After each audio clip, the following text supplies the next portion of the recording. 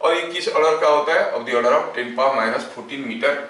और ये R0 is a constant, बाद में हम लोग निकाल के भी देख लेंगे। R0 इज 1.2 इंटू 10⁻15, ऐसा है R0 का वैल्यू, ठीक है। A हो गया मास नंबर और मास of nucleus in AMU, that is number of neutrons plus number of nucleus plus number of protons. अगर हमें पूछा गया what is the density of the nucleus, तो क्या कहेंगे? Mass by volume. Mass if you take in AMU is same as the atomic mass, I mean the mass number A by volume। अगर radius R है तो volume बन गया 4/3 पाई R cube. Sir आपने तो नहीं बताया कि ये न्यूक्लियस स्फेरिकल है। Any small thing can be considered as a spherical body, है ना। तो 4/3 पाई R क्यूब हो गया वॉल्यूम। अब A जो था, ये R क्यूब जो है, R इज प्रोपोर्शनल टू 8⁻⁻⁴, तो जो R क्यूब होगा that will be proportional to A। तो A कैंसिल हो गया, क्या बच गया? कोई एक कांस्टेंट बच गया। सो डेंसिटी इज ए कांस्टेंट। बड़ा इंटरेस्टिंग और इंपॉर्टेंट एक क्वेश्चन है, ये स्टेटमेंट है, आपको याद रखना है कि डेंसिटी ऑफ हर एक न्यूक्लियस बराबर है, चाहे वो एल्युमिनियम का न्यूक्लियस हो या आयरन का न्यूक्लियस हो या गोल्ड का या यूरेनियम का, हर एक एटम का न्यूक्लियस का डेंसिटी बराबर है।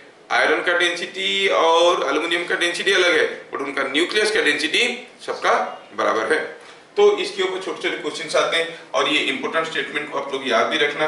Density of nucleus is same for all nuclei, हर एक न्यूक्लियस का डेंसिटी बराबर है। ऐसे छोटा छोटा क्वेश्चन आपका बोर्ड में आया है तो मैं दिया हूं यहाँ पे। Density of a nucleus of mass number 125 is R0। What is the radius of nucleus of mass number 125 is R0। What is radius of nucleus of mass number 216? आप जानते हो कि डेंसिटी दोनों का बराबर है और आप जानते हो कि जो रेडियस है वो प्रोपोर्शनल टू A⁻⁴ है। तो इससे दोनों का रेडियस पता कर लो।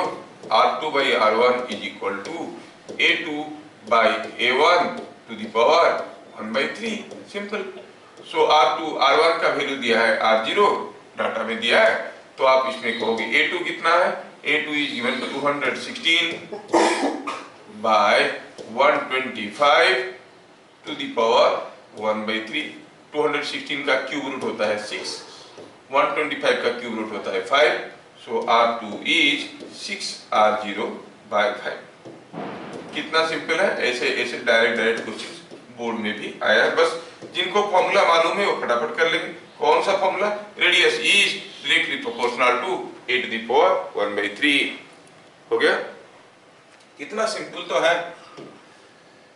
What is mass defect and what is packing fraction, ये क्वेश्चन आता है। मास डिफेक्ट क्या है?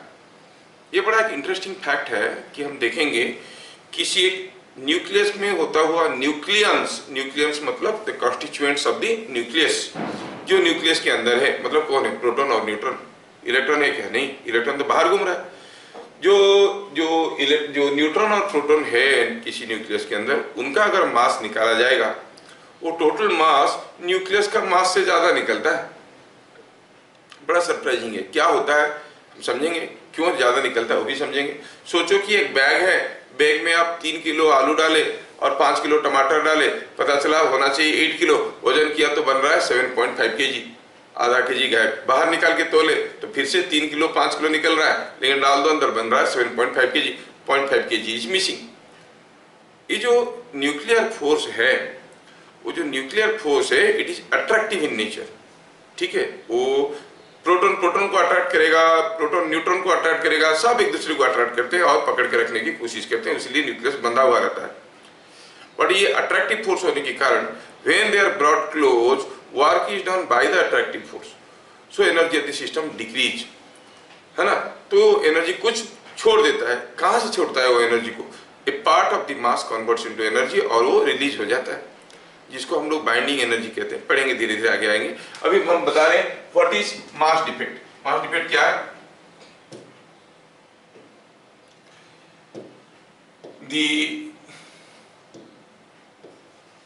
mass of nucleons, the mass of nucleons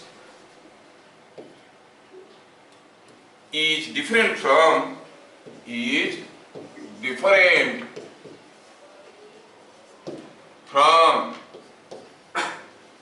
mass of nucleus.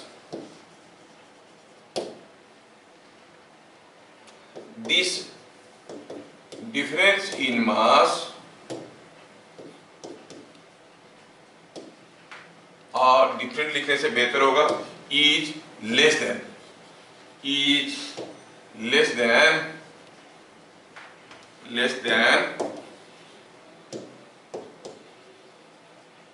Mass of nucleus is more then, nucleon का मास ज्यादा है न्यूक्लियस से, is more then mass of nucleus.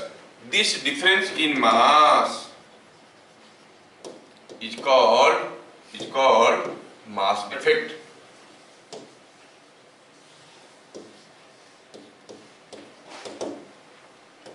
Suppose आपको कोई एक एलिमेंट दिया गया जिसका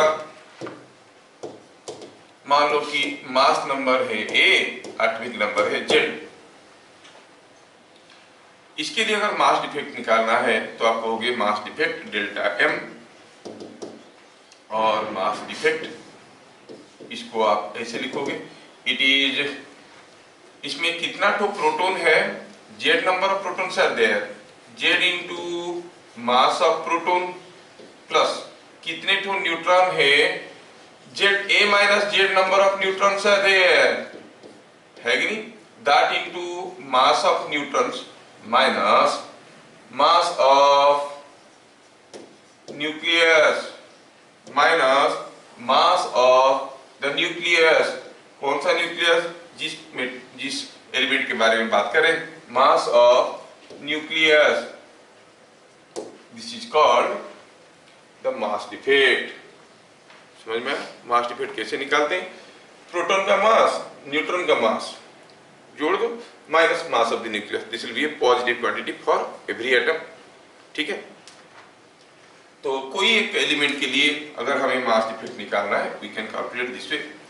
यहां पर और एक टर्म आता है packing fraction, the mass defect per nucleon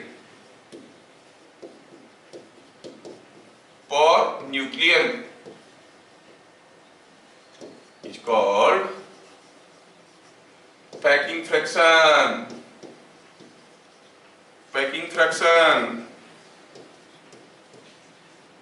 इसका मतलब जो पैकिंग फ्रैक्शन है वो क्या है, what is the mass defect per nucleon. Term से नए टर्म में बस मास डिफेक्ट कितना आया आप कैलकुलेट कर ले, delta M। How many nucleons are there, nucleons मतलब sum of number of protons and neutrons, कितना है A, तो आप कहोगे it is delta M by A, this is called packing fraction। packing fraction is given by delta M by A। देखो तो अभी तक कोई भी डिफिकल्ट चीज तो नहीं बताया, सिंपल फंडामेंटल डेफिनेशन ही खाली बता रहा हूं। अच्छा, तो मास डिफेक्ट क्या है, पैकिंग फ्रैक्शन क्या है, ऐसे क्वेश्चन आएगा आप लिख लोगे, 1 मार्क वाले क्वेश्चन एक्सपेक्ट करो। By Einstein's mass energy equivalence, convert 1 mu into mega electron volt। Einstein's mass energy equivalence क्या है, थोड़ा बताते हैं फिर समझाएंगे। आइंस्टाइन्स मास एनर्जी इक्विवेलेंस कहता है कि अगर m मास लाइट वेलोसिटी में जाएगा विद c is 3 × 10⁸, तो it will convert into energy, कितना, energy will be mc²। But this was exactly not the statement of Einstein's mass energy equivalence। Statement कुछ अलग था। क्या बोल रहा था कि अगर कोई मास मूव कर रहा है और उसके पास कुछ एनर्जी है तो उसका टोटल मास बढ़ जाता है। क्या बोल रहा था, I will tell you, explain you the statement. Suppose यहाँ पर कोई एक ब्लॉक रेस्ट में है, मास m, कितना है, जो भी मास है आप उसको कहोगे रेस्ट मास, इसका रेस्ट मास कितना है m, समझो, लिखना नहीं है, जरूरत भी नहीं है। सपोज ये मास मूव करने लगा है, अब उसके पास कुछ काइनेटिक एनर्जी भी है। Now what is the mass, पहले आप इस काइनेटिक एनर्जी का इक्विवेलेंट मास निकालो। Mass equivalent to this energy is given by kinetic energy by c²। और आप कहोगे तो रिलेटिविस्टिक मास मूव करने के कारण जो मास हुआ वो कितना हो जाएगा, you will say total mass will be, मान लो कि ये m0 था शुरू में, अब ये हो जाएगा m0 plus kinetic energy bye c square.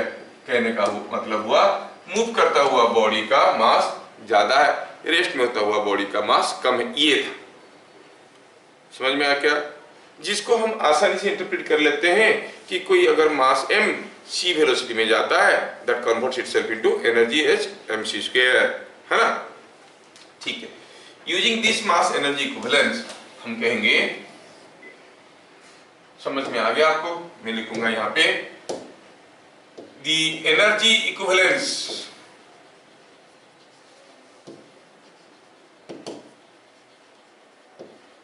Of mass m kg is equal to energy is equal to mc square, that is m को kg में रहेगा, जिसमें हम c का वैल्यू लेंगे, c का वैल्यू ले लेंगे 3 इंटू 10⁸ मीटर पर सेकेंड, जो यूनिट आएगा जूल्स में आएगा।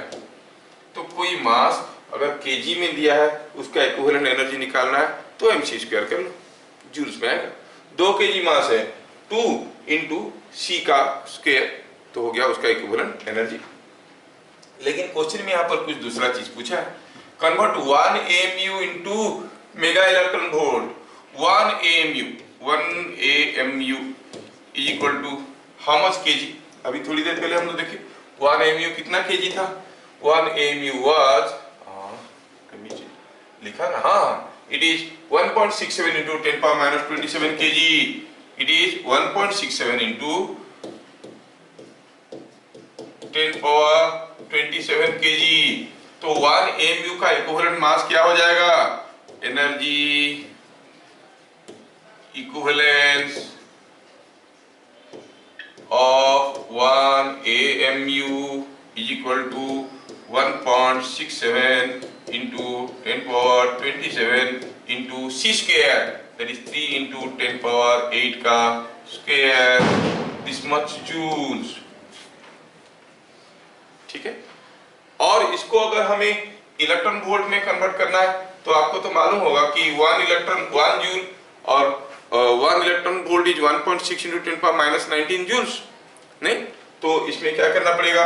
आई have to convert into 1.67 into 10⁻27 into 9 into 10⁻16 जो आया divided by 1.6 into 10⁻⁻19 electron volt. समझ में आया क्या? ये जो 1 AMU था उसको जूल में कन्वर्ट करना आसान था, इलेक्ट्रॉन वोल्ट करने के लिए इलेक्ट्रॉन डिवाइड कर दिए। अच्छा, अब मुझे निकालना है मेगा इलेक्ट्रॉन वोल्ट, तो 10⁻6 डिवाइड कर दो, 10⁻6 electron volt is 1 mega electron volt. तो इसको अगर आप सिंप्लीफाई करोगे, this will be coming out to be 931.5 mega electron volt. ठीक है, ये आप सिंप्लीफाई करके देख सकते हो, कैलकुलेट करके कि it will be coming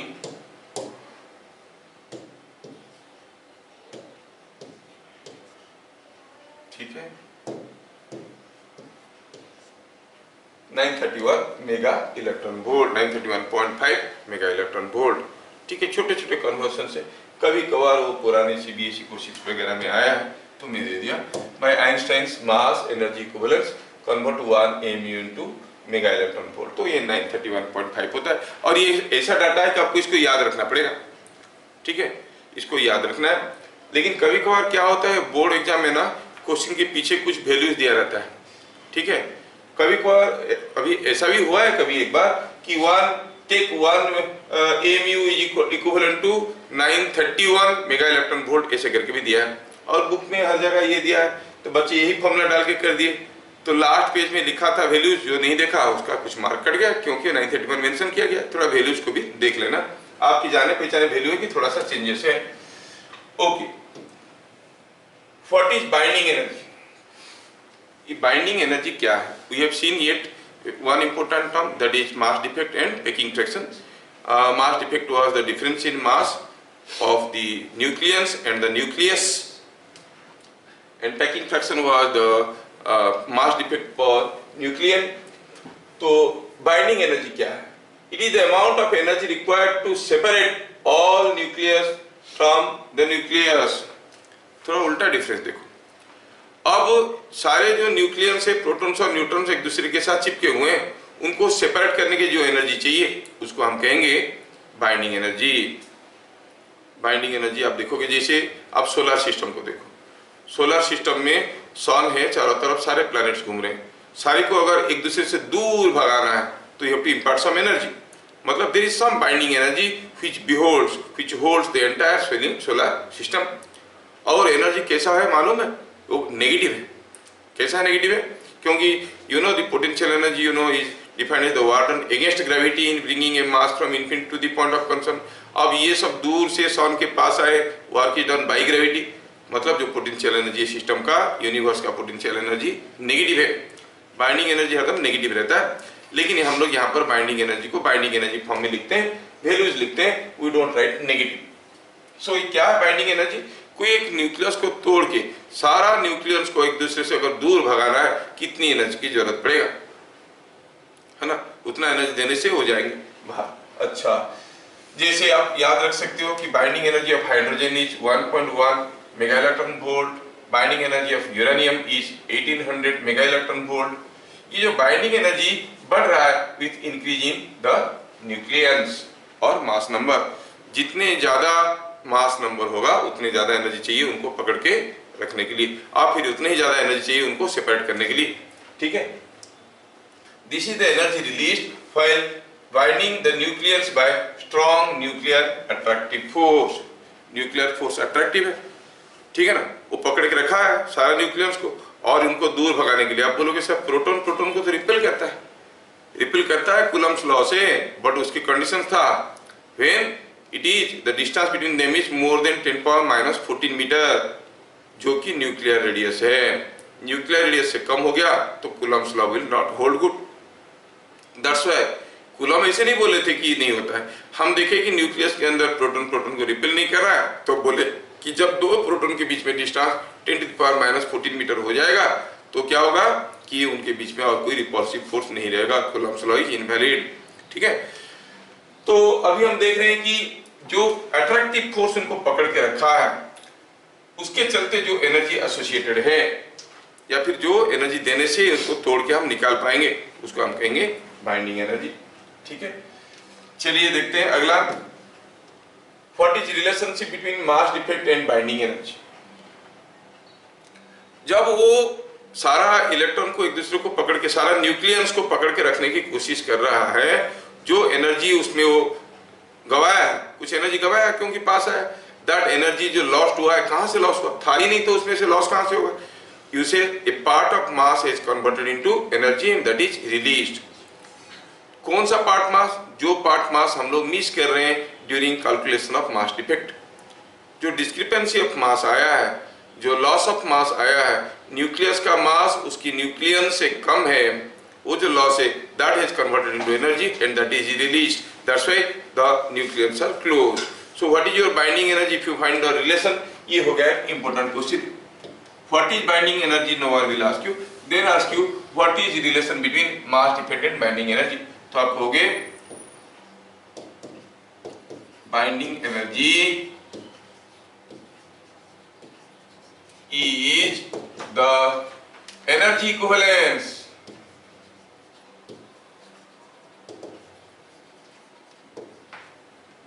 corresponding to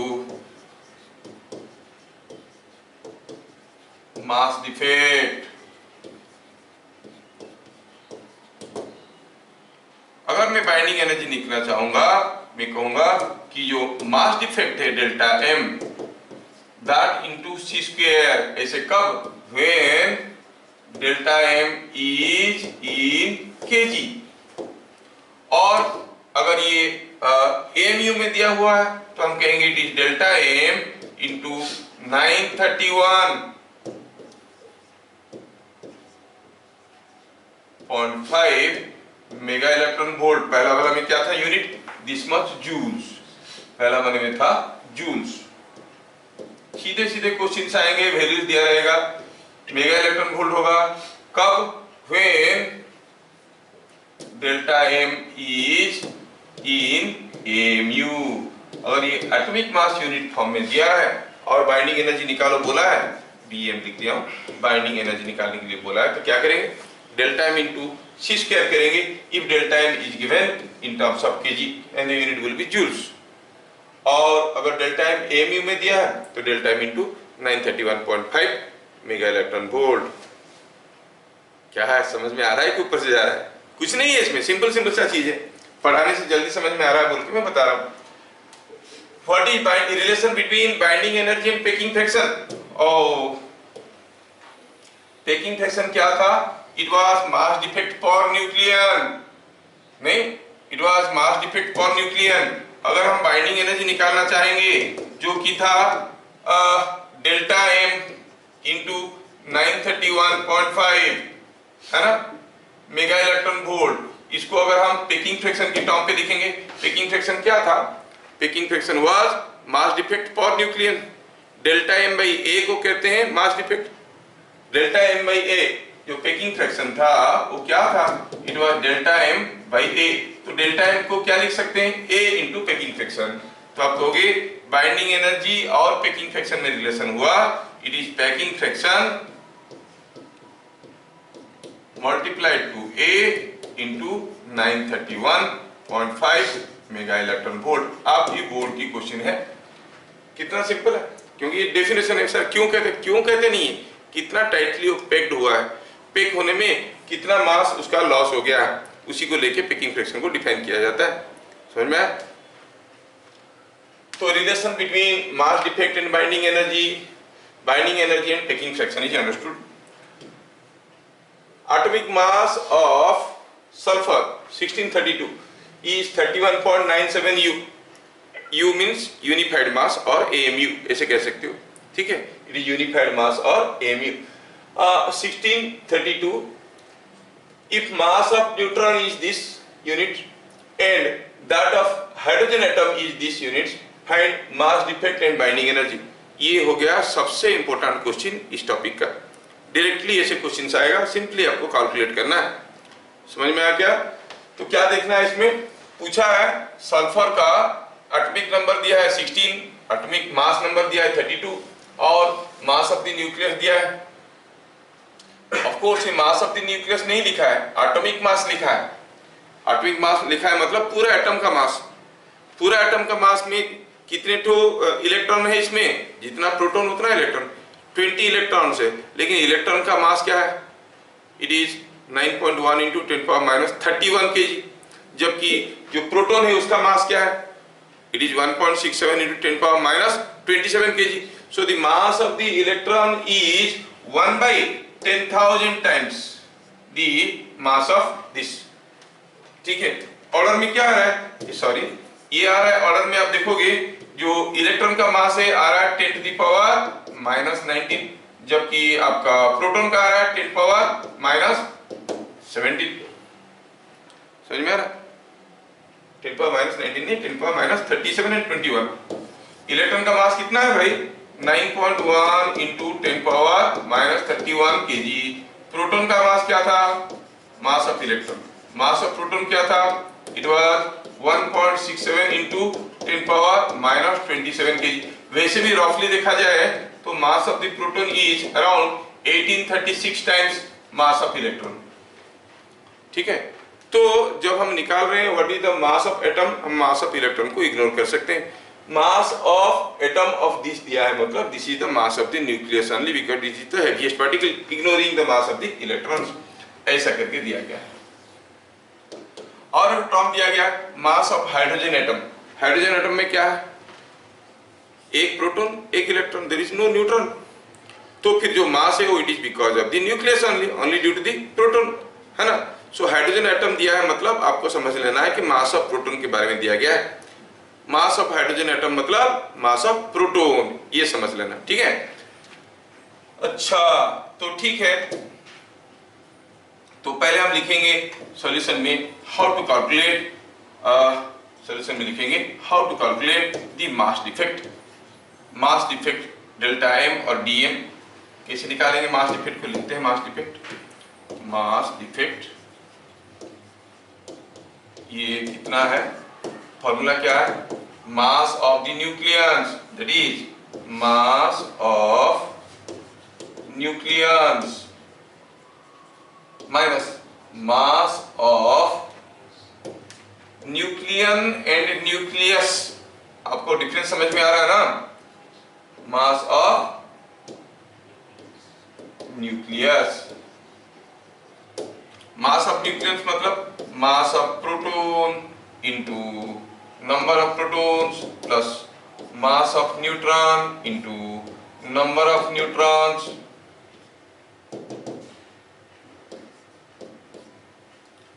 that minus mass of nucleus, ठीक है, that minus mass of the nucleus, sorry.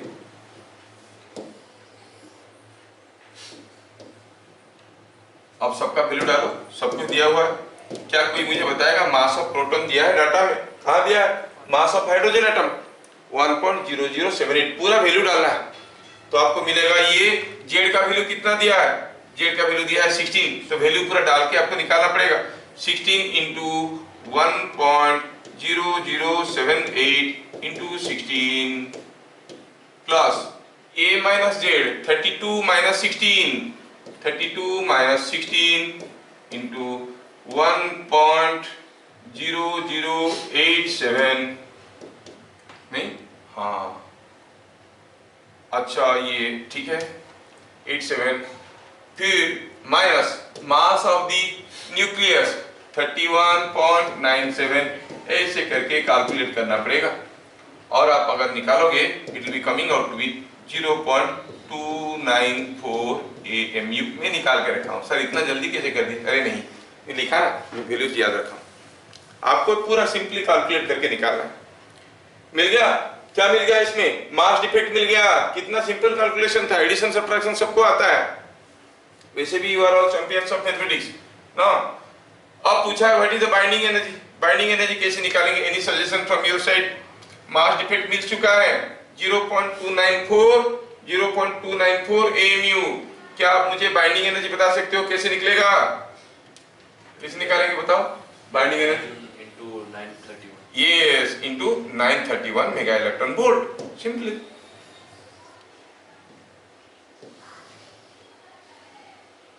So binding energy, बस इतना कर लो, ये 3 मार्क का क्वेश्चन होगा आपके लिए। बाइंडिंग एनर्जी कितना हो गया? Delta M into 931.5 mega electron volt और 0.294 इंटू 931.5 मेगा इलेक्ट्रॉन वोल्ट। बाकी के कैलकुलेशन आप लोग कर सकते है कि नहीं? सिंपल। कभी कभार ये भी पूछ लेगा find the binding energy for nucleon, ठीक है।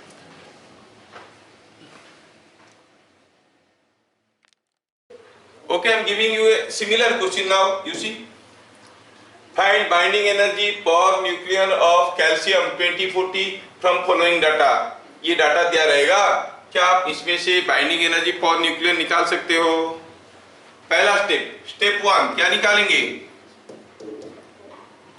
स्टेप 1 में डेल्टा M कैसे? मास of proton into how much, how many protons are there? See the figure here, calcium 2040, how many protons are there? 20 plus mass of neutron, how many neutrons are there? 20. Z minus A कितना हो गया? 20 minus what is the mass of an atom? 39.96258 कौन इतना लंबा दिया है, लेकिन देता है तो आपका मेरा अपना क्वेश्चन नहीं है। And whatever you are getting here that is in AMU, सब यू लिखा है, वो ध्यान से देखना क्या टर्म पे दिया है।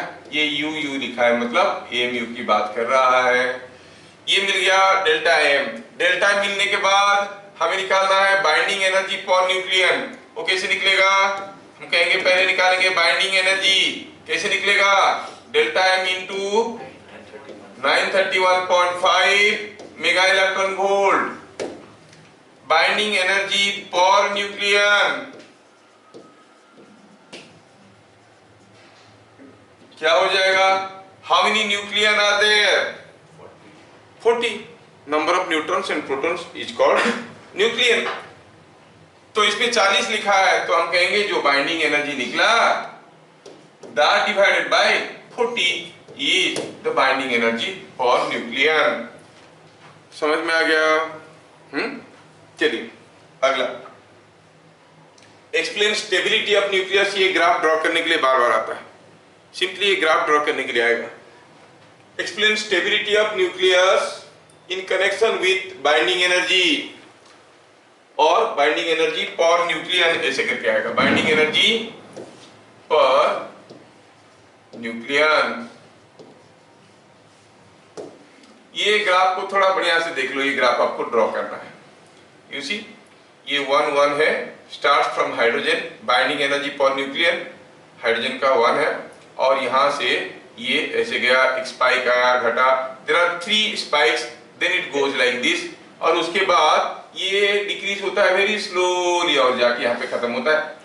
इधर रखे हैं हम बाइंडिंग एनर्जी पर न्यूक्लियन, इधर रखे हैं मास नंबर, सॉरी यहां पर मैं रखा हूं mass number, right, mass number को इधर रखा हूं। समझ में आया क्या? अब देखो मास नंबर के साथ बाइंडिंग एनर्जी कैसे चेंज हो रहा है, बाइंडिंग एनर्जी पर न्यूक्लियन कैसे चेंज हो रहा है।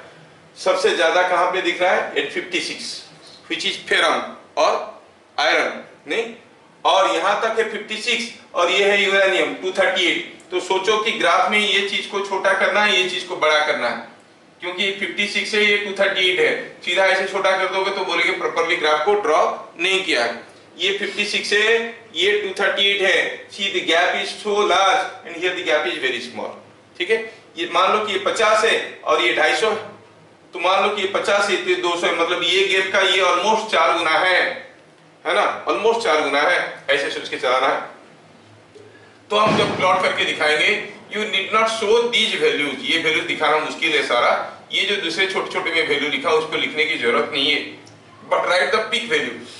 थ्योरम का पीक वैल्यू है 8.8 mega electron volt, the binding energy per nucleon, लोहे के लिए, जिसका बाइंडिंग एनर्जी जितना स्ट्रांग है उतना ज्यादा स्टेबल है, और जैसे जैसे दूर गया और एनर्जी घटने लगा तो ये जोन में बन जाते हैं अनस्टेबल। तो ये जो ग्राफ ड्रॉ करने के लिए आएगा, ड्रॉ और plot the variation of binding energy per nucleon with the mass number of nuclei, ऐसे करके एग्जैक्टली इसी ग्राफ को ड्रॉ करना है। इसमें मैं कुछ एक्स्ट्रा पॉइंट दिखाया हूं कि 56 जब था मास नंबर तब बाइंडिंग एनर्जी पर न्यूक्लियन 8.8 था, और यहां पर मैं लिखा हूं iron, here it is iron, मतलब ये मेंशन करना है कि आयरन के लिए बाइंडिंग एनर्जी पर न्यूक्लियन सबसे ज्यादा है। ठीक है, स्टेबिलिटी के साथ क्या संपर्क है इसका? जितना ज्यादा स्ट्रॉन्ग बाइंडिंग एनर्जी होगा उतनी स्ट्रॉन्गली बंधा हुआ रहेगा, बाइंडिंग एनर्जी कम होगा वो अनस्टेबल हो जाएगा। इसका मतलब इधर वाले भी अनस्टेबल है और इधर वाले भी अनस्टेबल है, एग्जैक्टली नॉट ऑल अनस्टेबल। यहाँ पर लिखा है a heavy nucleus with binding energy per nucleon less than 8.5 mega electron volt per nucleon is an unstable nucleus. अगर कोई न्यूक्लियस है जिसमें binding energy per nucleon 8.5 mega electron volt से कम है तो वो अनस्टेबल हो जाता है। अब इधर भी 8.5 से कम है, इधर भी 8.5 से कम है, तो जो भी अनस्टेबल है वो स्टेबलाइज होने की कोशिश करता है। अगर वो हेवी न्यूक्लियस है तो स्टेबलाइज होने के लिए इसमें फिशन होता है, और अगर वो लाइट न्यूक्लियस है तो स्टेबलाइज होने के लिए उसमें फ्यूजन होता है। ठीक है, तो यहाँ पर मैं इसलिए लिखा हूं, यूजुअली देखा जाता है कि अगर मास नंबर 80 से 238 के अंदर रहा तो ये अनस्टेबल न्यूक्लियाई होते हैं। So these unstable heavy nuclei to attain stability by nuclear fission और डिसइंटीग्रेशन, न्यूक्लियर फिशन होता है और रेडियो एक्टिविटी होता है, ऑटोमेटिकली डिसइंटीग्रेट कर जाते हैं। अगर बहुत ज्यादा अनस्टेबल हो गया, जैसे यूरेनियम पोलोनियम के आसपास आया, तो automatically alpha beta gamma ray के वो डिसइंटीग्रेट हो जाते हैं। तो ये जो पूरा डिस्कशन अभी हम कर रहे हैं, explain stability of stability of nucleus in connection with binding energy for nucleon. आपको ये ग्राफ याद रखना बहुत जरूरी है, और ये याद रखना है इस ग्राफ की कॉन्टेक्स्ट में कि आयरन का बाइंडिंग एनर्जी फॉर न्यूक्लियन सबसे ज्यादा है, जो 8.8 है, ठीक है ना। और जब बाइंडिंग एनर्जी फॉर न्यूक्लियन कम हो जाता है, 8.5 से कम हो जाता है, तो न्यूक्लियस अनस्टेबल हो जाता है। अगर वो हेवी न्यूक्लियस है तो fission undergoes fission process, fission reaction और डिसइंटीग्रेशन। अगर वो 50 से कम है और उसका मास नंबर जो है 50 से कम है, तो in that case it tries to undergo fusion process, ठीक है। What is more stable 90 uranium 92-235 और यूरेनियम 92-238? ध्यान से देखो, सोचो और बताओ कौन ज्यादा स्टेबल है, जिसमें बाइंडिंग एनर्जी पर न्यूक्लियन ज्यादा है कि जिसमें बाइंडिंग एनर्जी पर न्यूक्लियन कम है। अब देखो यूरेनियम में ये अगर हम 238 की बात करेंगे तो देखोगे दोनों में बाइंडिंग एनर्जी ज्यादा रहेगा, लेकिन इसमें न्यूक्लियंस ज्यादा है तो बाइंडिंग एनर्जी पर न्यूक्लियन कम हो जाता है। जो बाइंडिंग एनर्जी है divided by 238 will be the binding energy per nucleon. इसका binding energy by 235 will be binding energy per nucleon. तो किसका बाइंडिंग एनर्जी पर न्यूक्लियन कम हो गया? 92-238 वाले का। So this is more unstable. Which is more stable पूछा है, which one is more stable? आपकी बोर्ड की क्वेश्चन है, आप लिखोगे आंसर हो गया uranium 92-235 is comparatively more stable than uranium 92-238। क्या मैं समझा पा रहा हूं? ठीक है। Name the nucleus with highest stability. हाँ, तो लिखेंगे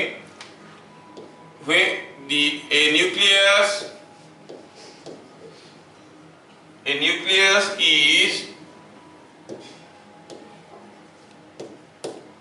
more stable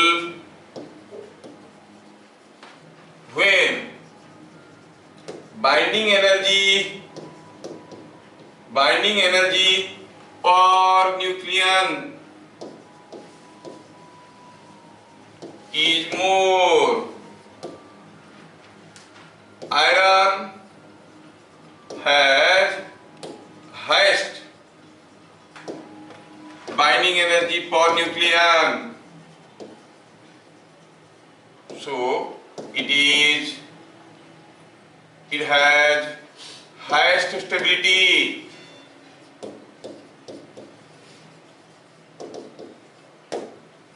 It has highest stability. समझ में आया?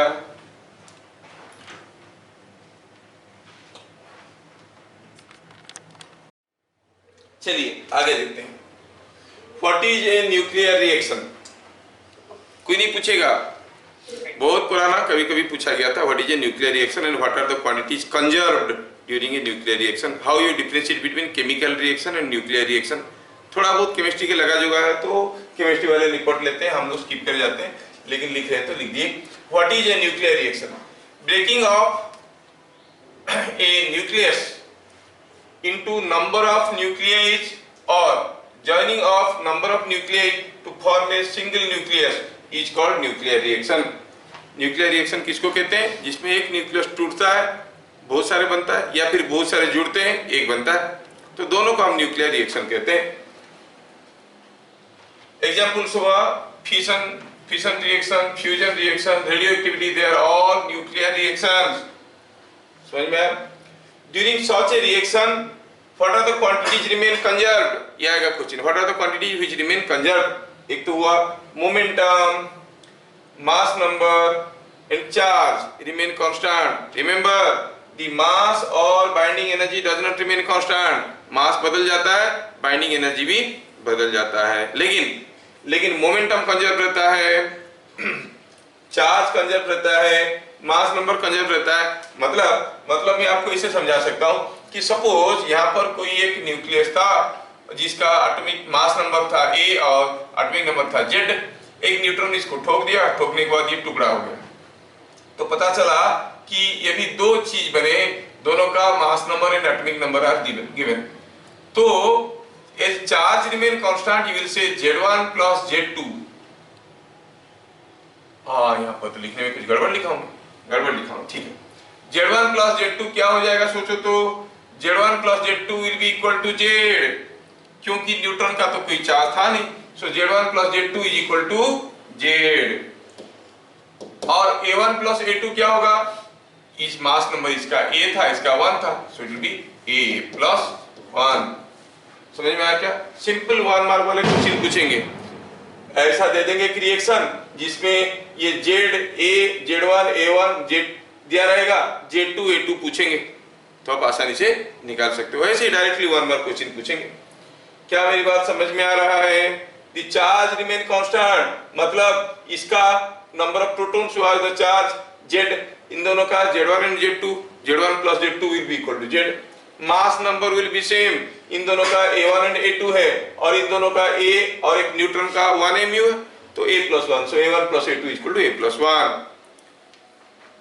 क्या मेरी बात समझ में आ रहा है? मैं क्वेश्चन में थोड़ा सा एक बदलाव लाऊंगा। मैं कहूंगा कि now two neutrons strike a material like this and the arrangement is coming like this. ये आप ये इक्वेशन में क्या मॉडिफिकेशन करोगे? Z1 plus Z2 क्या होगा? Z होगा कि ज्यादा होगा कि कम होगा? क्या होगा Z1 plus Z2? सेम, क्योंकि चार्ज दो न्यूट्रॉन होने से चार्ज तो ही रहा, चार्ज तो 0 था न्यूट्रॉन का, Z ही रहेगा। बट A1 plus A2 क्या हो जाएगा? इट बी A और A plus 1 और समथिंग एल्स। क्या हो जाएगा? A plus 2, दो न्यूट्रॉन है, इसका दो मास नंबर है, मास नंबर इज कंजर्व, तो आप कहोगे A plus 1 की जगह A plus 2 हो जाएगा। ठीक है, अगर ये 2 होगा यहाँ पे तो यहाँ पर ये A plus 2 हो जाएगा। Fine. What is nuclear fission? Nuclear fission किसको कहते हैं? डायरेक्ट क्वेश्चन आएगा, और क्या क्वेश्चन आएगा मैं बता देता हूँ। Explain what is fission process और write give an example of nuclear fission. ठीक है, breaking of a heavy nuclei into two और more nuclei of smaller atomic number of comparable masses is called nuclear fission reaction। यहाँ पर दो important point है, एक हुआ comparable masses, इसको मिस मत कर देना। जैसे मान लो कि आपके पास कोई एक पत्थर है, आप इस पत्थर को तोड़ोगे, हथौड़े से मारोगे, पत्थर टूट गया, कब कहेंगे? मान लो कि हथौड़े से मारे और एक छोटा सा छिलका निकल गया, क्या आप कहेंगे पत्थर टूट गया? नहीं। अगर मान लो कि इतना छोटा सा हिस्सा निकल गया, तब भी हम कहेंगे नहीं पत्थर टूटा। हाँ, अगर इसे दो टुकड़ा हुआ कि बराबर ऑलमोस्ट दोनों का मास आसपास का है, तो हम कहेंगे पत्थर टूटा। तो फिशन इज लाइक दैट। जब कोई न्यूक्लियस टूटेगा और उसका जो डॉटर्स पार्ट निकलेंगे, जो प्रोडक्ट्स निकलेंगे, उनके मासेस आसपास है एक दूसरे के, तो हम कहेंगे फिशन हुआ। नहीं तो radio activity is not a fission process. एक अल्फा पार्टिकल निकल गया, it is not a fission process. समझ में आया क्या? ये चीज को ध्यान रखना। और क्या बता रहा हूं यहाँ पर, the breaking of a nucleus into two और more nuclei of smaller atomic number and of comparable masses is called nuclear fission reaction. यहाँ पर एक एग्जांपल दिया गया है।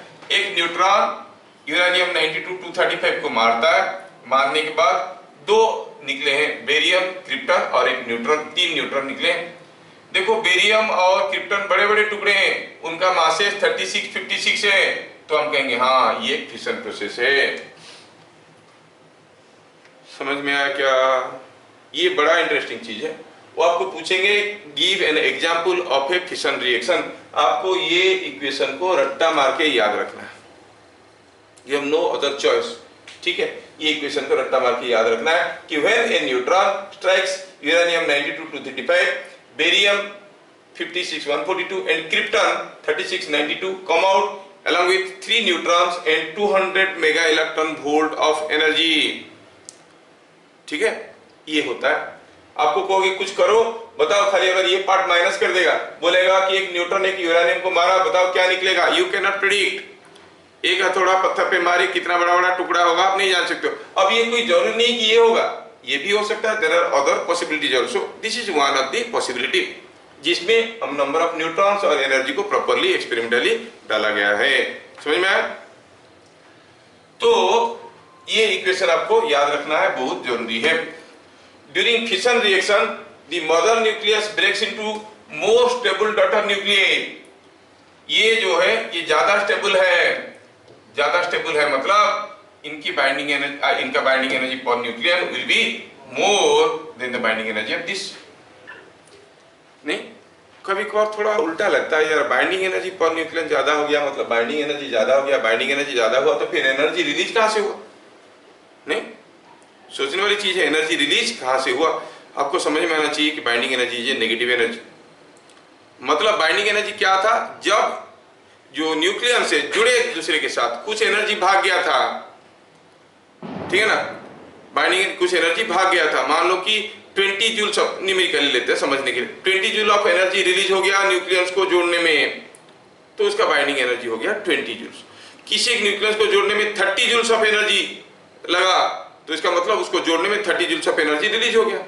बाइंडिंग एनर्जी बढ़ गया, अगर मान लो 20 था अभी 30 हो गया, मतलब पहले 20 जूल्स एनर्जी ऑक्युपाई किया था, यूटिलाइज किया था उसको पकड़ के रखने के लिए, अब 30 जूल्स कर रहा है, मतलब पहले 20 जूल तो एनर्जी छोड़ चुका था, अभी और एक्स्ट्रा 10 जूल छोड़ा है। कभी कभार ये कंफ्यूजन बड़ा क्रिएट होता है कि अरे यार बाइंडिंग एनर्जी बढ़ गया फिर भी बोलते एनर्जी रिलीज हो गया, ये तो एंडोथर्मिक हो जाना चाहिए। नहीं, बाइंडिंग एनर्जी बढ़ा मतलब एनर्जी रिलीज हुआ, ये बात आपको समझ में आना बहुत जरूरी है। जब भी कोई एक न्यूक्लियर रिएक्शन में बाइंडिंग एनर्जी बढ़ेगा, आप कहोगे एनर्जी रिलीज होगा। कितना एनर्जी रिलीज होगा वो जानने के लिए हम देखेंगे कि यहाँ पर ये जो मासेस है इनका आप निकालो, ये जो प्रोडक्ट्स है इनका मास निकालो, इनका मास निकाल के देखोगे this mass is less then this mass. ये न्यूक्लियर रिएक्शन लिखने में यहाँ पर एक छोटा सा गड़बड़ है, ये 3 के जगह 2 होगा, राइट? हाँ, ये 3 के जगह 2 होगा, 3 के जगह 2 होगा, दिस विल बी 2 न्यूट्रॉन्स। हाँ, तभी जाके मास नंबर बैलेंस हो रहा है। 2 न्यूट्रॉन्स, गड़बड़ तो होते रहता है लेकिन आपको एडजस्ट कर लेना चाहिए। फाइन, तो न्यूक्लियर रिएक्शन अभी इसको याद रखना बड़ा इंपॉर्टेंट है। Barium krypton plus 2 neutron plus 200 mega हो गया है। Total mass before fission is more then total mass of particles after fission. Fission reaction में क्या क्या चीजें होता है पॉइंट वाइज करके लिखा हूं। बिफोर फिशन जो टोटल मास था और after fission total mass will be different. Before fission total mass is more than the total mass of particles after fission. The difference in mass converts into energy and that energy is released. Momentum of nuclei before fission is same as vector sum of momentum of product particles and thermal photons emitted. ये चीज समझना, थोड़ा JEE के लिए लिखा हूं, कुछ लोग जेई के लिए कर रहे हैं। जब कोई एक न्यूक्लियर रिएक्शन हो रहा है, व्हाट आई सेड कि ये मान लो कि कोई एक यूरेनियम न्यूक्लियस था, एक न्यूट्रॉन गया और उसको मारा, मारने के बाद कुछ बेरियम निकला, कुछ क्रिप्टन निकला, 2-3 न्यूट्रॉन निकले और कुछ एनर्जी निकला। ये बेरियम है, ये क्रिप्टन है और ये कुछ न्यूट्रॉन्स है और कुछ एनर्जी निकला। अब देखोगे टकराने से पहले इसके पास कुछ मोमेंटम था, टकराने के बाद हो सकता है कि फेंका जाएगा, जैसे कोई बड़ा सा पत्थर को आप हथौड़े से मारोगे, हो सकता है कि टुकड़ा फेंका जाएगा या फिर यहीं पे स्टेबल रहेगा, टूटा और 2 टुकड़ा हो गया, तो हो सकता है ये रहेगा या मूव करेगा। सपोज इसके पास कुछ मोमेंटम है, इसके पास कुछ मोमेंटम है, ये छोटे छोटे जो टुकड़े होते हैं पत्थर तोड़ते वक्त, छोटे छोटे टुकड़े दूर से जोर से फेंका जाते हैं, ये न्यूट्रॉन जोर से फेंका जाएगा, उसके पास कुछ मोमेंटम होगा, इसमें तो 3 न्यूट्रॉन निकलते हैं और कुछ एनर्जी है। ये जो एनर्जी है it is in terms of heat energy और उसका फोटोन्स भी निकल के जा रहे हैं, फोटोन का भी अपना मोमेंटम है। सारा फोटोन का मोमेंटम प्लस सारा न्यूट्रॉन का मोमेंटम प्लस क्रिप्टन का मोमेंटम प्लस बेरियम का मोमेंटम, सारा मोमेंटम को अगर हम वेक्टर सम में जोड़ेंगे that will be equal to the momentum before fission. समझ में आया क्या? तो ये चीज याद रखना, हाउ मोमेंटम इज कंजर्व, ये स्पेशली चाहिए दो जो आर प्रिपेयरिंग फॉर जेई और medical. Momentum of nuclei before fission is same as vector some of momentum of product particles and thermal photons emitted. समझ में आया क्या? तो न्यूक्लियर फिशन को अगर दो लाइन में कहे तो क्या कहे? It's a process or the phenomenon of breaking of an unstable nucleus or breaking of a nucleus into smaller atomic number nuclei of comparable mass with release of huge amount of energy is called nuclear fission reaction. Give an example: when a neutron bombards with uranium 92-235, barium, krypton 3 Newton and 200 mega electron volt of energy is released. से example of fission reaction. 1 mark के लिए आएगा, इतना लिखना है आपको। समझ में आया क्या? Okay. What is A chain reaction? अब कोई न्यूक्लियस टूटा, कोई न्यूक्लियस को जैसे यूरेनियम को हम बम्बार्ड किए, टूटा, टूटने से उसमें से 3 न्यूट्रॉन निकले। तो क्यों टूटा वो न्यूक्लियस यूरेनियम का? ये यूरेनियम था, कोई एक न्यूट्रॉन को हमने कुछ एनर्जी देके फेंका और तोड़ा, इसको मार के तोड़ दिया, 2 टुकड़ा कर दिया इसको, क्योंकि वो अनस्टेबल था इसीलिए टूट गया। आयरन होता तो नहीं टूटता, यूरेनियम था इसलिए टूट गया। टूटा तो 2 टुकड़ा बन गया, ये बन गया एक टुकड़ा, ये बन गया एक टुकड़ा, अलग अलग टुकड़ा, और एक बन गया बेरियम, एक बन गया क्रिप्टन, ऐसे करके बन गया। अब उसके साथ साथ और 3 न्यूट्रॉन निकले। अब ये 3 न्यूट्रॉन भी भागने लगे। ये जो 230 कुछ बोले ना 200 mega electron volt of energy is released, it is not necessary that in every such experiment 200 mega electron volt energy will be released. हो सकता है कि उस एनर्जी को ये लोग ऑब्जर्व करके ज्यादा काइनेटिक एनर्जी में भागेंगे, समझ में? और ये लोग अगर बहुत ज्यादा काइनेटिक एनर्जी में भागने लगे तो आप कहोगे less energy is released, neutrons are moving with very high kinetic energy. अगर ये जो न्यूट्रॉन है इतना ज्यादा काइनेटिक एनर्जी में मूव कर रहा है, ये जाके बगल में किसी एक दूसरा यूरेनियम रखा हुआ था, इसको ठोक दिया और इसमें भी फिशन हो गया, फिर उसमें से निकला न्यूट्रॉन, वो किसी तीसरे को मारा, उसमें भी फिशन हो गया। मतलब आप एक बार बॉम्बार्डमेंट किए, अब तो एक न्यूक्लियस लेके एक्सपेरिमेंट नहीं कर रहे हो ना, you have kept some uranium, एक न्यूट्रॉन छोड़े, एक न्यूक्लियस टूटा, उसके अंदर जो न्यूट्रॉन निकले उसके पास इतना एनर्जी था कि वो जाके लगे किसी दूसरे के साथ और उसको भी तोड़ दिए, तो फिर खुद सिस्टम प्रोसेस कंटिन्यूअस होने लगा। इसको कहते हैं चेन रिएक्शन। समझ में आया क्या? चेन रिएक्शन क्या हुआ कि ये जो न्यूट्रॉन्स जाके इसको मार रहे हैं, इनको कहते हैं मोनो एनर्जेटिक पार्टिकल्स। एक मोनो एनर्जेटिक पार्टिकल गया, एक न्यूक्लियस को मारा, इसके अंदर से 3 न्यूट्रॉन निकले, मान लो सारे जो है आलसी है आपकी तरह, कोई नहीं चला, कुछ एनर्जी निकला, प्रोसेस बंद हो गया, it is not a chain reaction. लेकिन कुछ न्यूट्रॉन मान लो एनर्जेटिक है, इसके तरह रोशनलाल की तरह, तो ये गया, ये जाके किसी दूसरे को मारा और पता चला उसमें भी फिशन प्रोसेस होने लगा। दूसरा से जो न्यूट्रॉन निकला किसी तीसरे को मारा, फिर से फिशन प्रोसेस होने लगा। The fission process becomes continuous, इसको कहते हैं चेन रिएक्शन। और ये जो चेन रिएक्शन है ये फिर 2 किस्म का होता है, एक होता है कंट्रोलेबल, दूसरा होता है अनकंट्रोलेबल। कंट्रोलेबल क्या है? मान लो कि एक न्यूट्रॉन निकला, एक को मारा, वहां से एक निकला, तीसरे को मारा, वहां से एक निकला, चौथे को मारा, तो धीरे धीरे धीरे धीरे कंट्रोल्ड वे में ये फिशन प्रोसेस चल रहा है। मान लो कि ये मारा एक्सक्यूज मी, ये न्यूट्रॉन इसको बम्बार्ड किए, 3 न्यूट्रॉन निकले, तीनों का एनर्जी इतना ज्यादा है कि ये जाके जिसको मारेगा वहां पर भी फिशन होगा, ये जाके जहां पर मारेगा वहीं पर भी फिशन होगा, ये जाके जहां पर मारेगा वहीं पर भी फिशन होगा। तो सोचो 3 तो फिशन प्रोसेस हुआ, फिर वहां से 3-3 करके निकले, वो जाके फिर मारे, तो बहुत सारा फिशन प्रोसेस होने लगा और इट एक्सपोनेंशियल इंक्रीजेस, नहीं बहुत जोर से ग्रो करने लगेगा। That is called uncontrollable chain reaction. समझ में आया क्या? What is A controllable chain reaction, what is chain reaction and what is uncontrollable chain reaction? Yes, तो चलो लिखते हैं।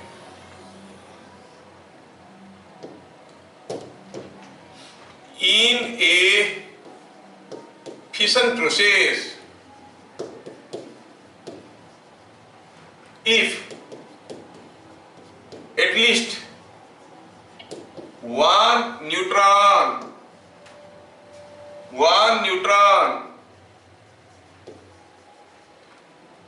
comes out with sufficient energy, sufficient kinetic energy to bombard other nuclei to cause fission again. Then the fission process is called the fission process is called chain reaction. Is called chain reaction.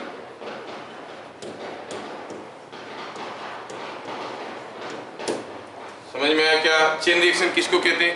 At least one neutron comes out, one से ज्यादा आएगा भी तब भी हम इसको chain reaction कहेंगे. If only one energetic neutron is released, energetic neutron is released,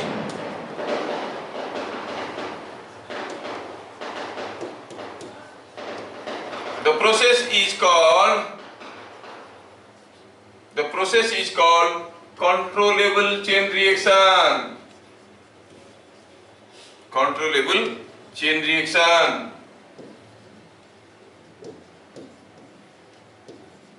The process is called controllable chain reaction. Only one energetic neutron निकल के आ रहा है तो controllable chain reaction हुआ. अगर 2-3 निकल के आए तो फिर तो बढ़ने लगेगा पॉपुलेशन रिएक्शन का, है कि नहीं? तो आप कहोगे if more than one energetic neutrons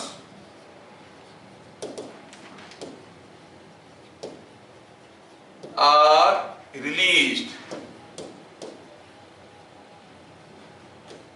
more than one energetic neutrons are released during a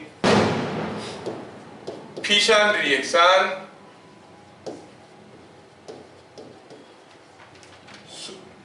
then rate of fission gradually increases.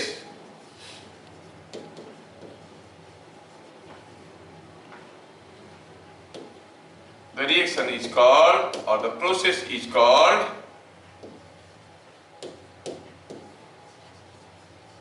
uncontrolled chain reaction. कितना सिंपल है. अभी तक कुछ भी डिफिकल्ट बताया क्या? कुछ भी नहीं बताया, है ना? ठीक है.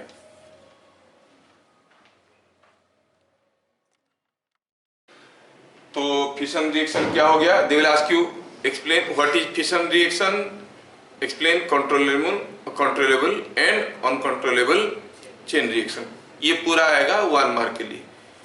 The breaking of a nucleus into smaller atomic number nuclei of comparable mass is called nuclear fission. In this process, the mass of the product is always less than the mass of the mother nucleus. The difference in mass converts into energy, so a huge amount of energy is released. As an example, you can write. वो पूछेंगे example लिखो बोल के, और example के लिए 1 mark रखेंगे. अगर 2 मार्क का क्वेश्चन है तो एग्जाम्पल के लिए 1 मार्क रहेगा. कितने बार आया है? Just write an example of fission reaction. तो when a neutron is bombarding uranium 92-235, barium, krypton, 3 neutrons and 200 mega electron volt energy is released. याद रखना है. During a fission process the neutrons released, if they are at least one of them is energetic and it strikes another adjacent nucleus such that again a fission process takes place, then the process is called chain reaction. If only one neutron is coming out every time and that is striking to the next, therefrom one more neutron is coming out, that is striking to the again next, so it's a controllable chain reaction. If more than one neutrons are coming out, then the chain reaction, the rate of reaction gradually increases. This is called uncontrollable chain reaction. तो बताओ आपको जितना समझ में आया कि कौन सा प्रोसेस में बहुत ज्यादा हीट जनरेट होगा. कंट्रोलेबल चेन रिएक्शन में कि अनकंट्रोलेबल चेन रिएक्शन में? किसमें बहुत ज्यादा एनर्जी रिलीज होगा? अनकंट्रोलेबल में, है ना, क्योंकि बहुत सारा फिशन होने लगा है, तो अनकंट्रोलेबल चेन रिएक्शन में बहुत ज्यादा हीट जनरेट होता है। उसी हीट को यूज करके हम लोग यूज करते हैं न्यूक्लियर रिएक्टर। ये आता है what are the components of a nuclear reactor, 1 mark question. तो different components of a nuclear reactor are the essential parts are fuel, moderator and control rod. पहले आता था, क्या मालूम अभी फिर से कुछ पार्ट निकल गया है, इसको इंपोर्टेंस आ गया तो हो सकता है वो पूछेंगे डिटेल्स में 2-3 मार्क के लिए। What are the essential parts and working of a nuclear reactor. पहले मैं आपको बता दूं न्यूक्लियर रिएक्टर होता क्या है। हमें इलेक्ट्रिसिटी जनरेट करने के लिए चाहिए क्या कि कोई एक कॉइल को किसी एक मैग्नेटिक फील्ड में घुमाना है। अब ये कॉइल को हम किसी अगर एक मैग्नेटिक फील्ड में घुमाएंगे तो क्या होगा, इलेक्ट्रिसिटी जनरेट होगा। वो हम लेंजेस लॉ वगैरह पढ़ चुके हैं, वो बात सब सही है, लेकिन घुमाएंगे कैसे? घुमाने के लिए there are different power plant arrangements. जैसे थर्मल प्लांट होता है, हाइडल प्लांट होता है, वैसे ही न्यूक्लियर प्लांट होता है। राजस्थान की कोटा में एक है, ठीक है। तो इसमें क्या होता है, ये हाइडल प्लांट में पानी को डैम बंद करके रिवर वाटर को बहुत ऊपर तक रख देते हैं, फिर नीचे से छोड़ते हैं तो बहुत जोर से आता है, फिर धक्का लगता है। कभी आप देखे हो कोई एक पाइप में पानी लेके आपकी साइकिल की पेडल पे मारो, कितना जोर से घूमता है, तो वैसे ही घूमने लगता है। तो जहां पे धक्का लगता है that is what is called a turbine. Turbine पे धक्का लगता है और टर्बाइन घूमता है, इसके साथ ये लगा हुआ है, ये घूमता है, इलेक्ट्रिसिटी जनरेट होता है। थर्मल पावर प्लांट में कोल को यूज करते हैं, गर्म करते हैं, वाटर को बॉयल करके सुपरहीटेड स्टीम बनाते हैं। That superheated steam is forced onto this, तो ये घूमने लगता है, तो फिर इसमें इलेक्ट्रिसिटी जनरेट होता है। न्यूक्लियर प्लांट में क्या करते हैं कि न्यूक्लियर फिशन एनर्जी को यूज किया जाता है टू बॉयल वाटर। यहां पर एक न्यूक्लियर रिएक्टर होता है, simply just I will make another page.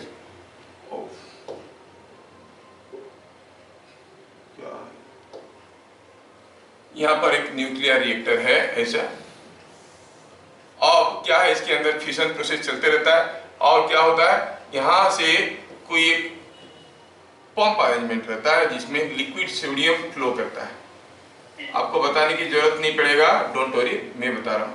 ये लिक्विड सोडियम क्या होता है, ऐसे तो सोडियम है, सोडियम है मतलब मेटल है, so good conductor of heat है, और यहां पर अगर इसको गर्म करेंगे through this liquid sodium heat will be going here. ये किसी एक बॉयलर के अंदर होता है, बॉयलर में क्या रखा है, पानी रखा है, water is here.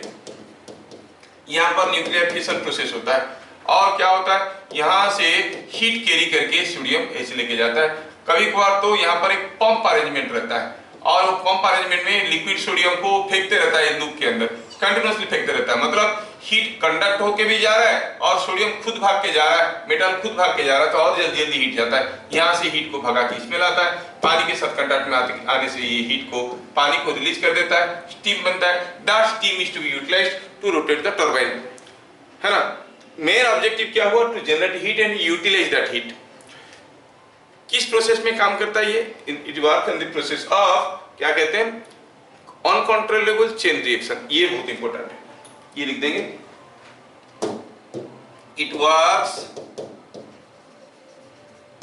On the process of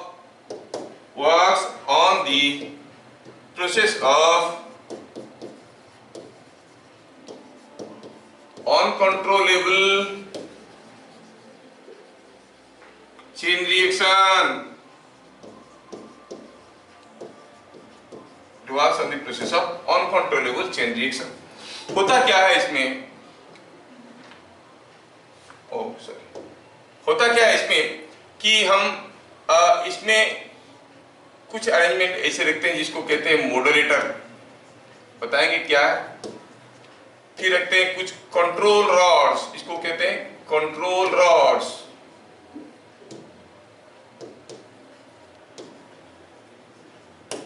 अब क्या हो गया, इसमें एक न्यूट्रॉन को बम्बार्ड कर दिए, एक न्यूक्लियस, एक यूरेनियम के न्यूक्लियस को बम्बार्ड कर दिए, because you are using uranium 235 as the fuel here. एक मॉडरेटर जो किससे बनाया होता है, हेवी वाटर और ग्रेफाइट से। एक होता है control rod which is made up of cadmium bars. सोचो कि कुछ डंडे हैं जो टैंक के अंदर घुस सकते हैं, ठीक है। अब यूरेनियम 92-235 को 1 न्यूट्रॉन से बॉम्बार्ड कर दिया जाएगा, तो उसमें से 3 न्यूट्रॉन निकलते हैं, दे आर एनर्जेटिक न्यूक्लियस। तो जो होगा अनकंट्रोलेबल चेन रिएक्शन होगा, बहुत सारा हीट जनरेट होगा। जब इतने ज्यादा हीट हो गया, हमें और ज्यादा हीट नहीं चाहिए, या फिर जल्दी जल्दी यूरेनियम खत्म हो रहा है, उतना हीट को लेकर हम यूटिलाइज नहीं कर पा रहे, या फिर अभी पावर प्लांट शटडाउन है, बंद है, यहाँ तो हीट चल रहा है, इसको बंद करेगा कौन, है कि नहीं। तो हम कहते हैं कि बहुत ज्यादा हीट हो गया, तो उसको रोकना चाहते हैं। रोकने के लिए क्या करते हैं, they make use of the moderator. ये different bars which uses heavy water और ग्रेफाइट, ऐसा बार को उस टैंक के अंदर डाल देते हैं। डाल देने से क्या होगा, जो न्यूट्रॉन्स भाग के जाके दूसरे न्यूक्लियस को मार रहे थे, वो उसके अंदर से घुस के जाएंगे, तो ये स्लो डाउन हो जाएंगे। इतने स्लो डाउन हो जाएंगे कि आप देखोगे कि जो फर्दर फिशन प्रोसेस वो नहीं करवा पाएंगे। तो बहुत जोर से न्यूट्रॉन इधर उधर भाग रहे थे, जो जिसको लग रहा था उसके साथ फिशन प्रोसेस कर रहा था। अब इसको डाल देने के बाद while passing through heavy water or graphite, they slow down, they cannot create any further fission process, तो प्रोसेस सडनली स्लो हो जाता है। मॉडरेटर का काम क्या है, to slow down the rate of reaction, fission reaction. अभी अगर बंद करना है, नहीं हमें अभी नहीं चाहिए, बंद रखना है प्लांट को, न्यूक्लियर प्लांट को 1-2 दिन में बंद नहीं हो जाता है। अगर न्यूक्लियर प्लांट को बंद करना है तो इट टेक्स ए मंथ और 2 months to close the nuclear plant, suddenly बंद नहीं होता 1-2 दिन में। तो इसको क्या करते हैं, उसके लिए ये जो कंट्रोल रॉड है कैडमियम बार से, उसको उसके अंदर डालते हैं। ये इतना स्ट्रांग है कि न्यूट्रॉन जब उसके अंदर घुस के जाएगा, स्लो डाउन क्या, वो उसके अंदर ही रह जाएगा, बाहर निकल नहीं पाएगा। ये बहुत सारा न्यूट्रॉन को ऑब्जर्व कर लेता है। न्यूट्रॉन तो इधर उधर से जा रहे थे, ऑब्जर्व हो गए तो न्यूट्रॉन खत्म तो प्रोसेस खत्म। समझ में आ रहा है क्या। So this is the role of a control rod और ए मॉडरेटर, ठीक है। थोड़ा हम लोग लिख देना चाहेंगे, ए moderator when the rate of fission reaction is very high, it can be optimized by inserting moderators into the tank or into the reactor. The energetic neutrons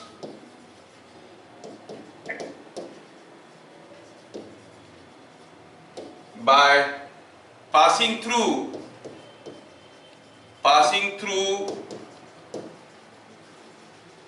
the moderator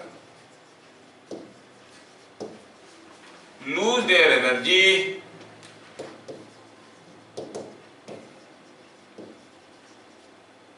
and slow down.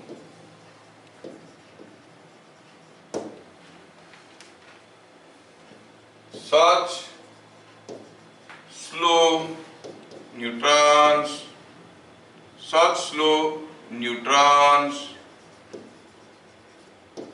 cannot cause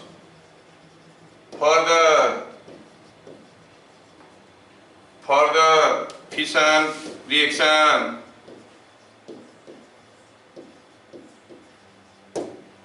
तो कब use करते हैं moderator, when moderator is used and why it is used, it is used to control और to optimize the temperature. बहुत ज्यादा temperature हो गया क्योंकि अनकंट्रोलेबल चेन रिएक्शन था, तो आप मॉडरेटर डाल दो, सो न्यूट्रॉन्स उसके अंदर जाते जाते स्लो हो जाएंगे और पता चला कि फर्दर फिशन नहीं कर पाएंगे। To completely stop the reactor और fission reaction,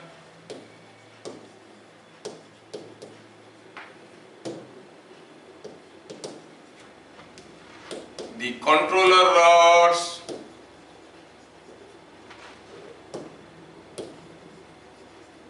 are inserted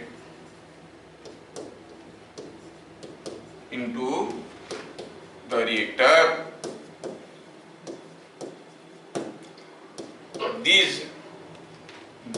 These rods observe the fast moving neutrons and the fission process stops.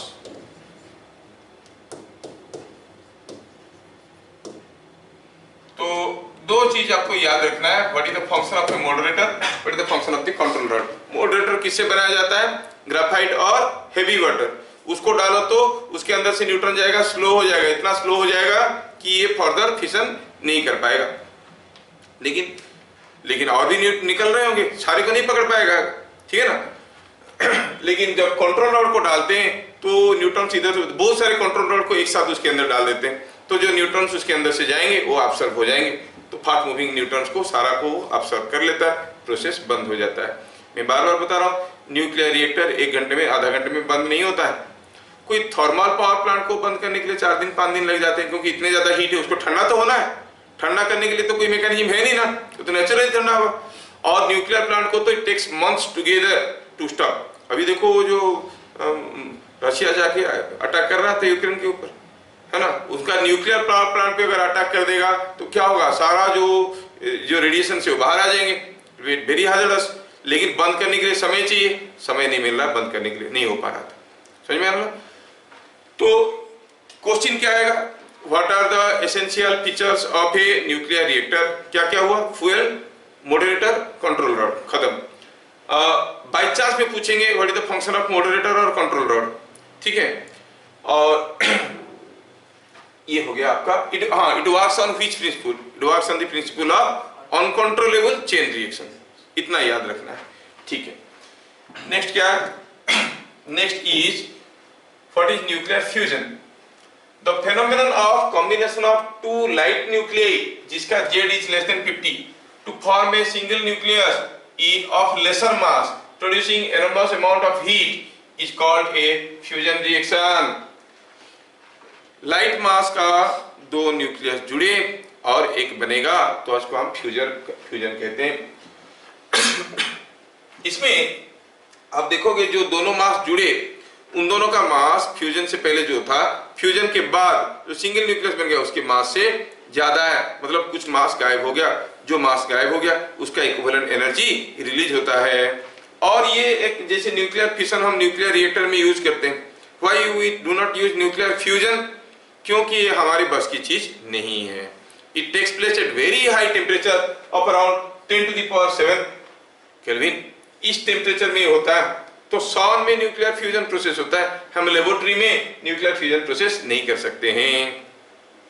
And in the sun, at this such temperature, you find two deuteriums fuse to form a helium nucleus.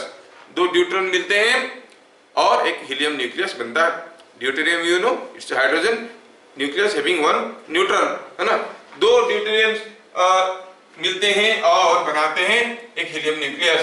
तो एक typical fusion reaction आपको याद रखना है। one deuterium at 10⁷ Kelvin gives you one helium and 21.6 mega electron volt. Give an example of a fusion reaction. तो आपको ये लिखना पड़ेगा। क्या मेरी बात समझ में आया? तो चैप्टर एकदम डिफिकल्ट नहीं है, बस it is a not a laboratory method to develop heat because this operates at a very high temperature. तो ये हो गया आपका न्यूक्लियस के बारे में सारी कहानी, ठीक है। अगर शुरू से देखें तो एक एक करके we started with what is mass defect, important terms you have to remember. What is mass defect, what are the things you must remember. Mass defect क्या है और क्या होता है, पैकिंग फ्रैक्शन क्या है, this is what is your syllabus. Binding energy क्या है, बाइंडिंग एनर्जी पर न्यूक्लियन का मतलब क्या है,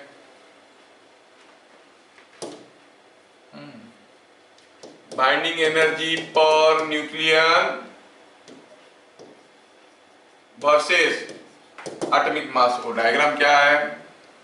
then you have to understand what is the fission reaction, controllable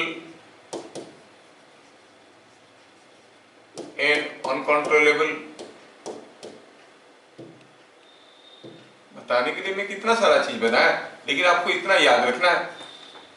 फिर आया उसका एग्जाम्पल ऑफ रिएक्शन, ये बड़ा इंपॉर्टेंट है, और कैलकुलेशन ऑफ मास डिफेक्ट, इसका जो न्यूमेरिकल करवाया बस वही आएगा, बाकी भूल जाओ। दो क्वेश्चन सबसे ज्यादा इंपॉर्टेंट है, calculate the mass defect and binding energy, difference in mass निकालो, 931.5 मल्टीप्लाई करके मेगा इलेक्ट्रॉन वोल्ट में बाइंडिंग एनर्जी निकाल दो, और बाइंडिंग एनर्जी पर न्यूक्लियन पूछा है तो डिवाइड करो ए से। ये हुआ एक क्वेश्चन। दूसरा हुआ that graph of binding energy per nucleon versus A, ये डायग्राम, किसका कौन सा एटम कौन सा न्यूक्लियस सबसे ज्यादा स्टेबल है। तीन क्वेश्चन मोस्ट इंपोर्टेंट, बाकी सब तो है ही है। समझ में आया क्या? तो फिशन रिएक्शन हो गया, फिर आता है what is a nuclear reactor,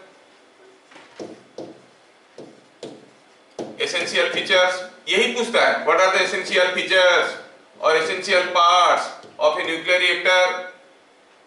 फिर आता है what is fusion reaction with example. बस इतना याद रखो, आपका काम बन गया।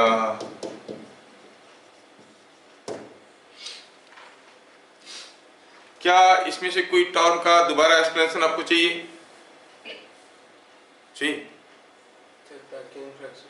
Packing fraction is mass defect per nucleon, mass defect निकाल दिए divided by A, packing fraction क्या हो गया? मास डिफेक्ट बाय ए, है ना, मास नंबर। समझ में आया? बस this is what is the thing, और यहाँ पे ये चैप्टर खत्म होता है। फिर मिलेंगे अगले क्लास, तब तक के लिए जय हिंद।